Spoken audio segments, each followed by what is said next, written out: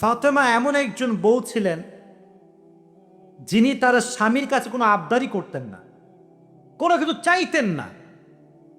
তো একদিন স্বামী আসছে, আলী এসে বলছে, এই ফাতেমা, তুমি আমার কাছে কোনো কিছু চাও না কেন? কিচ্ছুই চাও না, আমি চাই তোমাকে দিতে, তুমি নিতেই চাও না। আজকে তুমি এমন একটা কিছু চাইবা যেটা খাওয়ার জিনিস হবে, আমি তোমাকে নিয়ে এসে খাওয়াবো, আমি তোমাকে নিয়ে এসে আমি তোমাকে নিয়ে এসে তো ফাতেমা বলছেন, না দরকার না, কি দরকার, থাক না, কোনো প্রয়োজন নাই। তো আলী আজকে নাসরবান্দা, না আমি খাওয়াই ছাড়বো আজকে, বলো কি খাবা। তো চাওয়ার একটা লিমিটেশন আছে। উনি বললেন, আমার কিচ্ছু লাগবে না, জাস্ট বাজার থেকে একটা আনার নিয়ে আসবেন। কি নিয়ে আসবেন? তো আলী রাদিয়াল্লাহু তাআলা আনহু বলছে, ঠিক আছে যাও, আমি যাচ্ছি, তোমার জন্য নিয়ে আসবে একটা আনার। বের হয়েছেন নেওয়ার জন্য। এই মনোযোগ দিয়ে শুনবেন হাদিসটা, খুব মনোযোগ দিয়ে। বাজার থেকে একটা আনার কিনেছেন, কিনে যখন বাসায় ব্যাক করবেন, হঠাৎ করে একজন গরিব মানুষ আসছে, সে বলছে, আলী, আজ 3 দিন যাবত আমার পেটে কোনো খানা নাই, আমি বড় হতদরিদ্র মানুষ, খুবই ক্ষুধার্ত মানুষ, তুমি কি আমাকে কিছু খাওয়াতে পারবা? আলী রাদিয়াল্লাহু তাআলা আনহু এতটা দান করার মেন্টালিটি ছিল, এতটা ভালো মানুষ ছিলেন, বইয়ের কথা ভুলে গিয়েছেন, ওই আনারটাও আল্লাহর রাস্তায় দান করে দিয়েছেন। তো যখন আনার মানে হচ্ছে ডালিম, ডালিম, ডালিম, ও আচ্ছা, না বুঝতে বলা যাবে, কোনো সমস্যা নাই। আনার মানে হচ্ছে নগর ডালিম আছে না নাই? তোমাদের নগর একটা বড় বাজার আছে, বাজারটার নাম কি? ওখানে দেখবা রাস্তার বাম পাশে শপগুলো বসে না, ফলের শপ, দেখবা অনেক অনেক অনেক আপনার আঙ্গুর রাখা আছে, বেদানা রাখা আছে, আছে না নাই? আপনারা বেদানাও বলেন, ডালিমও বলেন, আচ্ছা। তো দান করে দিয়েছেন। তো যখন দান করে দিয়েছেন, হঠাৎ করে মাথায় আসছে, তো কার জন্য ছিল? ফাতেমার জন্য। বলেন কার জন্য ছিল? তো মনটা খারাপ যে জীবনে বউ একবার চাইলো, তাও খাওয়াইতে পারলাম না, মানুষকে দিয়ে দিলাম।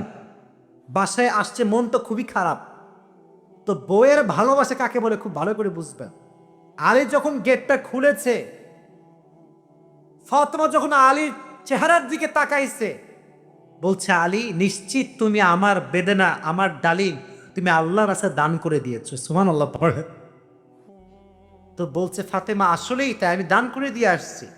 তো বলছে, আলী, তুমি যদি আমার জিনিসকে আল্লাহর রাস্তায় দান করে খুশি হও, আমি ফাতেমা তাতেই খুশি হয়ে গেলাম। অবাক করা বিষয় দেখেন, হঠাৎ করে একজন মানুষ বাসার গেটে নক করেছে, এই কেউ কি আছে বাসায়?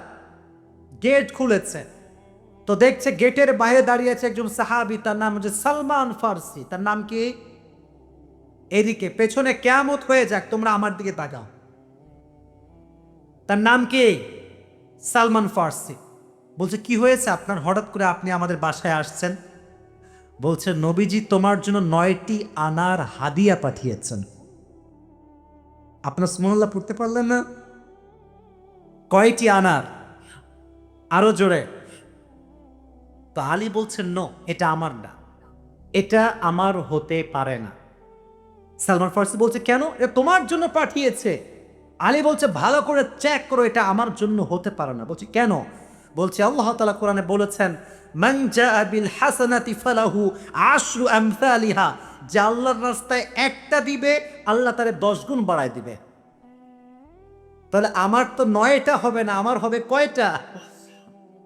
তো সালমান ফার্সি এই কথা শুনে আবার পকেটে হাত দিয়েছে, হাত দিয়ে আর একটা বের করেছে, বলছে, নবী তোমাকে 10টাই দিয়েছে, আমি জাস্ট পরীক্ষা করছিলাম। সুবহানাল্লাহ পড়ে। তো চাইলেও একটা ভালোবাসা লাগে, আর যে আল্লাহর রাস্তায় দান করে তার আরো বেশি বাড়ায় দেয়। একজন আওয়াজ দিয়ে বলেন, তিনি কে? আর একটা রেওয়ায়াত বলি। একদিন ফাতেমা রাদিয়াল্লাহু তাআলা আনহা সুতা বিক্রি করলেন। কি বিক্রি করলেন? সুতার দাম হচ্ছে 6 দিরহাম। কয় দিরহাম? আচ্ছা। তো বলছে, হে আমার স্বামী আলী, 6 দিরহাম নিয়ে কয়েকটা রুটি নিয়ে আসো হাসান এবং হোসাইনের জন্য। কার জন্য? হাসান এবং হোসাইন কার সন্তান? ফাতেমা এবং আলীর সন্তান। তো অবাক করে একটা রেওয়ায়াত, আমি জাস্ট গতকালকে এটা পড়লাম, এটা আমি আগে জানতাম না। তো বের হয়েছে বাসার থেকে রুটি কিনবার জন্য। কি কিনবার জন্য? রুটি কিনে ফেলেছে। Just he was coming back to home, বাসায় আসছিলেন। হঠাৎ করেই গরিব আসছে, অসহায় মানুষ। আলী, কিচ্ছু নাই পেটে খাওয়ার মতো, তুমি কিছু দিতে পারবা? আলীর মনোমাইন্ড এতটা বড় ছিল, যা কিনতে গিয়েছিল ফ্যামিলির জন্য, ওইটাও আল্লাহ রাস্তায় দান করে দিয়েছে। জোরে সোরে পড়ুন সুবহানাল্লাহ। সন্তানের জন্য খাবার আপনি কিনেছেন, কিন্তু দান করে দিয়েছেন, কিন্তু ভেতরে একটা কষ্ট আছে না নাই? দেখো যুবকেরা, প্লিজ প্লিজ লাফালাফি করো না, এদিকে আমার দিকে একদম স্থির হয়ে থাকো, চুপচাপ স্থির থাকো। কারণ নওগাঁর মানুষ তো এরা অভদ্র ঘরের সন্তান, এরা সব ভদ্র ঘরের সন্তান, ঠিক না? চুপচাপ থাকেন। তো যখন ফিরে আসবেন, হঠাৎ করে একজন লোক আসছে, এসে বলছে, আলী তুমি কি এই উটটা কিনবা? উট? বলেন কি? তো আলী বলছে, না ভাই, টাকা পয়সা নাই, কেনার সম্ভব না। তো বলছে, তোমাকে আমি এইটা এখন দিচ্ছি, তোমার যখন বিক্রি করার সুযোগ হবে তখন বিক্রি করবা, তোমার লাভ তুমি রাখবা, আর আমারটা আমাকে দিলেই হবে। তো আলী বলছে, ঠিক আছে দাও। জাস্ট উটটা নিয়েছে, উট নিয়ে বাসায় ব্যাক করবে, আবার আরেকজন আসছে, বলছে, ভাই এর দাম কত নেবেন বলেন? বলছে, ভাই আপনি দাম বলেন। যে উটের দাম হয় 200 দিরহাম, ওই লোক আগেই বলছে, আমি এটাকে তোমার কাছ থেকে 300 দিরহাম দিয়ে ক্রয় করে নিব। নিয়ে নিয়েছে উট। তাহলে আগে ছিল মাত্র কয় দিরহাম, এখন তিনি কয় দিরহামের মালিক হয়ে গেলেন? সুবহানাল্লাহ পড়তে পারলেন না? এখন এই যে 300 দিরহামের মালিক যাকে দিবে, লভ্যাংশ খুঁজে পায় না। কই গেল লোকটা? লোক আর খুঁজে পায় না, না পেয়ে বাসায় আসছে। যখন গেট খুলেছে, গেট খুলেই দেখছে নবীজি তার বাসার ভেতরে বসে আছে। বলছে, আলী আজকের ঘটনা তুমি বলবা নাকি আমি বলবা? বলছে, নবী আপনিই বলা। বলছে, তোমার কাছে সর্বপ্রথম যিনি উট বিক্রি করেছিলেন তিনি আর কেউ নন, তিনি হচ্ছেন জিবরাইল। আর যিনি ক্রয় করেছেন 300 দিরহাম দিয়ে, সে কোনো মানুষ নয়, তিনি হচ্ছেন ইসরাফিল। কেন নবী, এটা কেন আমার সঙ্গে হলো? বল, তুমি যে নিজে না খেয়ে মানুষকে খাওয়াইছো, এটা আল্লাহর কাছে বড্ড ভালো লেগেছে। তো আল্লাহ তোমার এত বেশি বাড়ায় দিয়েছে যে তুমি কল্পনাই করতে পারো না। সুবহানাল্লাহ পড়ে। তাহলে প্রিয় ভাইয়েরা, আল্লাহর রাস্তায় দান করার জন্য আলী এবং ফাতেমার থেকে শিক্ষা নেওয়ার দরকারটা আছে না নাই? যতটুকু পারি নিজেও খাবো, মানুষকেও দিব। নিজে খাবো, মানুষকে দিব না, যা স্বার্থপর ছাড়া কিচ্ছু হতে পারে না। আমরা স্বার্থপর হব না, ভালোবেসে যাব। আল্লাহ ভালোবাসার মন আমাদের দান করুক, পড়ে না আমিন। আর একটা হাদিস, আচ্ছা বলেন তো, পরিবারে, আচ্ছা এখানে সব যুবক আমার মনে হয় আমরা মধ্যবিত্ত পরিবারের সন্তান, ঠিক আছে না প্রিয় ভাইয়েরা? শোনেন একটা কথা বলি, অনেক সময় অনেক যুবকের মন খারাপ হয় যে হুজুর শখের একটা R15 নাই, শখের একটা আইফোন নাই, ঠিক আছে না প্রিয় ভাইয়েরা? শখের একটা গাড়ি নাই, শখের একটা বাড়ি নাই। অনেকের এটা কষ্ট থাকে, না বললে হবে না, এটা মানুষের কষ্ট লাগে, ঠিক আছে, কিন্তু মাথায় রাখবা, এদিকে হাদিস বলছি, গরিবরা, মধ্যবিত্তরা বড়লোকের চাইতে 500 বছর আগেই জান্নাতে প্রবেশ করব। এবার খুশি না বেজার? এবার হাদিস শোনা। হঠাৎ করে একদিন আলী এবং ফাতেমার ঘরে এতটা এতটা অভাব, ভাত নাই, চাল নাই, ডাল নাই, কিচ্ছু নাই, একেবারে 3 দিন যাবত না খাও। কয়দিন?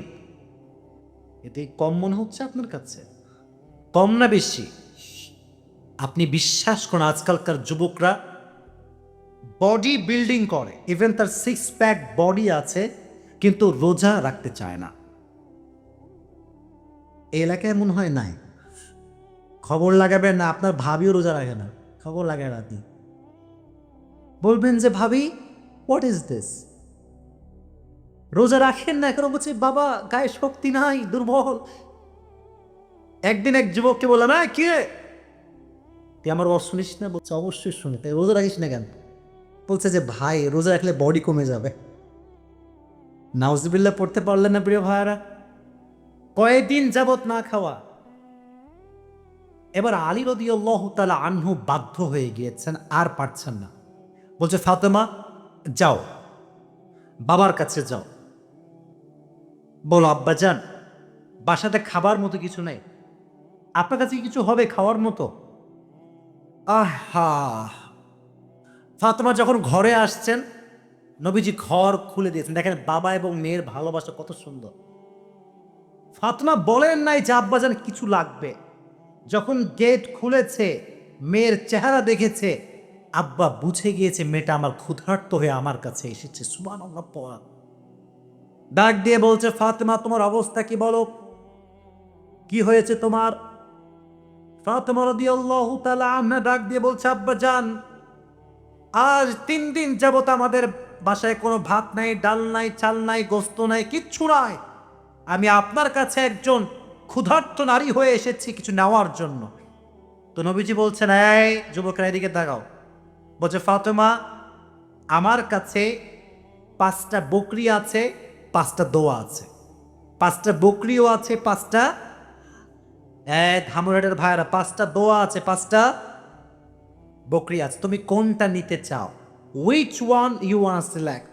তো ফাতেমা বলছে নবী হে আমার বকরি লাগবে না, আমাকে দোয়া শিখাই দিলেই হবে। পরীক্ষায় পাস। দোয়াটা আমার সঙ্গে সবাই পড়েন, সকলে আমার চোখে চোখ রাখেন, সবাই পড়েন ইয়া আউয়াল আল আউয়ালিন, ইয়া আখির আল আখিরিন, ইয়া দাল কুওয়াতিল মাতিন, ইয়া রাহিমাল মাসাকিন, ইয়া আরহামার রাহিমিন। আমি জানি যে এটা এখনই মুখস্থ করা সম্ভব না, তবে এটা আগামীকাল কোথায় যাবে? হ্যাঁ মাশাআল্লাহ, সার্চ করবেন, ডাউনলোড দিবেন, এখানে কাট করে নিয়ে আসবেন। এই দোয়াটা you have to repeat after me, বারবার বারবার বারবার। নবীজি বলেছেন এই দোয়া যে যত বেশি পড়বে তার রিজিকে বরকত তত বেশি বেড়ে যাবে। এই দোয়াটা আমরা বেশি বেশি পাঠ করবো তো ইনশাআল্লাহ। এবার ফাতেমা আলীর কাছে ব্যাক করেছে। আলী বলছে ফাতেমা তোমার হাতে গোস্ত কোথায়, ভাত কোথায়, খাবার কোথায়? তোমার হাত তো খালি, কোথায় আমার খাবার? তুমি তো খালি হাতে ফিরে এসেছো। বলছে আলী আমার হাত খালি না, আমার হাত ভরপুর আছে। বলছে কিভাবে? বলতেছে যে যাহাবতু লিদ দুনিয়া ওয়া জিতু বিল আখিরা, আমি নবীর কাছে দুনিয়া চাওয়ার জন্য গিয়েছিলাম, নবী আমাকে আখিরাত দিয়ে ফিরাই দিয়েছে। আমি আখিরাত নিয়ে তোমার কাছে এসেছি। তো আলী এবার নিজেই আসে। ডানের যুবকরা কিরে আমার দিকে তাকাও। এবার নিজে কে আসছে? আলী। এবার কে আসছে? নবী হে অভাব, খাবার দাবার কিচ্ছু নাই। নবী এবার সংখ্যা বাড়ায় দিয়েছে।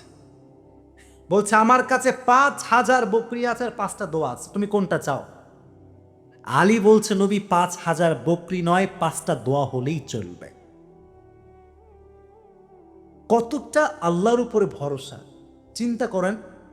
আমার মতো আপনার মতো মদন হইলে আগে বকরি দেন, তারপর দোয়া দেখা যায়। ঠিক কিনা যুবক ভাইরা বলো?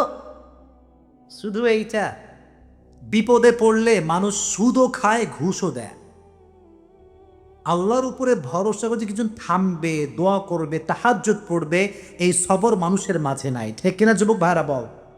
এজন্য আমাদের অভাব আসলে, দুঃখ আসলে আমরা ভরসা করব একজনকে। আওয়াজ দিয়ে বলেন তিনি কে?